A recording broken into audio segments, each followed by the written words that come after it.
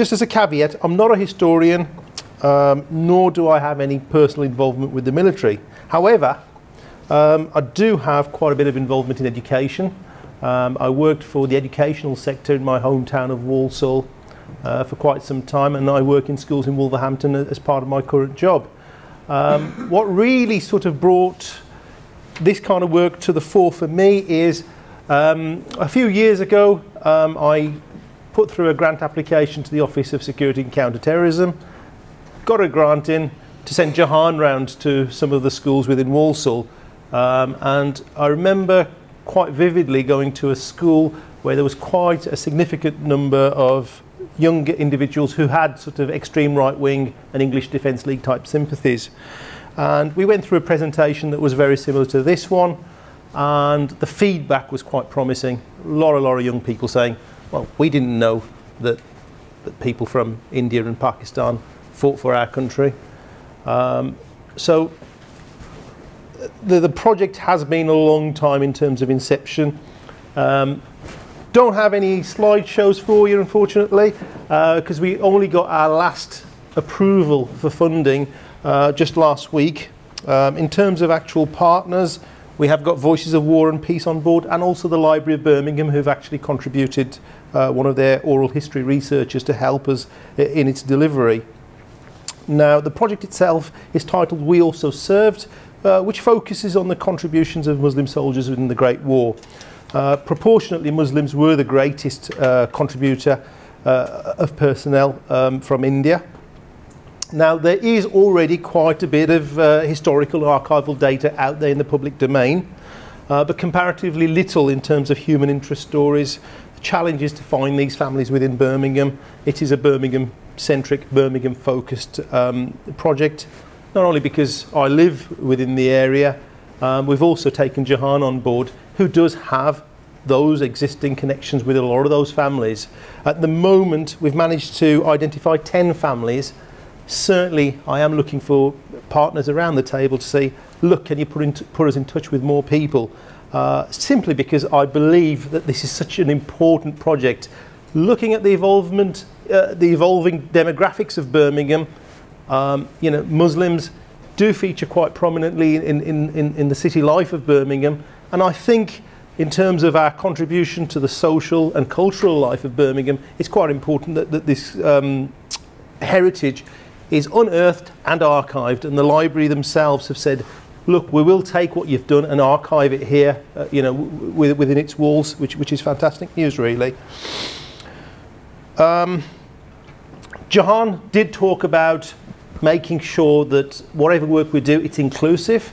And there are projects like the Sikh Heritage Trail, which have done a fantastic work in terms of documenting Sikh contributions to World War I and II. There isn't a comparative effort, you know, on the Muslim side, and we really need to try and redress this balance. Why? We're obviously at a very, very difficult time, you know, in terms of how we relate to one another as communities within this country. You know, the far right, you know, are starting to do quite well, and also within my own immediate community, within the Muslim community, you know, we do have issues with people with extremist sentiment, and obviously the terrible story of those 3 girls who went over yesterday. We believe that projects like this can hopefully build that bridge building narrative for us. Why is it that the Muslim community themselves have been lacking? Number of different factors. There are cultural factors involved as well, and religious factors. For example, just to throw up a few, dogs themselves. Dogs. Britain is a nation of dog lovers. In Islamic culture, dogs are considered unclean. There's other avenues. A great big social centre for British people tends to be the local pub.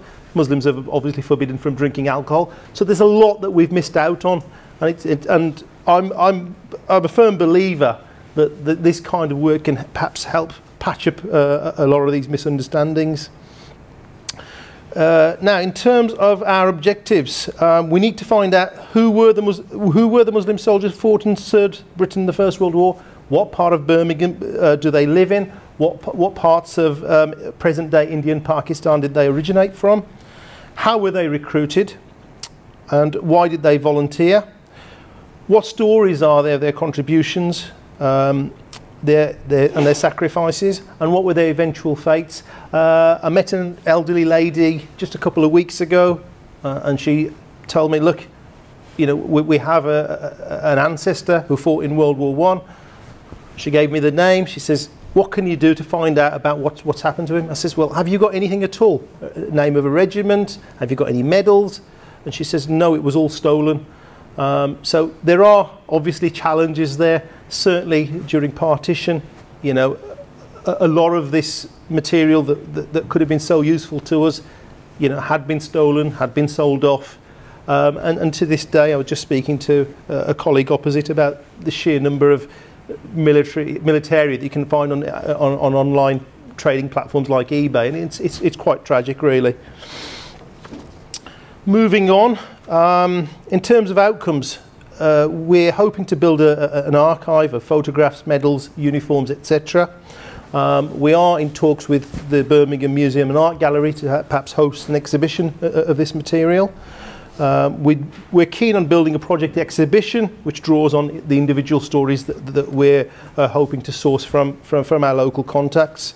A project booklet, again, can't overemphasize the importance of doing work in schools. We hope to build upon what we've done already through this project. And also heritage projects. If we're having events themselves, maybe move them away from venues like this or from BMAC just down the road, and perhaps try and access some of our local mosques, our community centres, you know, even restaurants and takeaways, you know, if they're suited. We even talked about using quite a popular local garage where communities go to fix their cars to try and access these communities. And last but not least, follow up with a web presence and a film, you know, of our experiences. So that's basically my piece there, and I'd love to welcome questions. Thank you.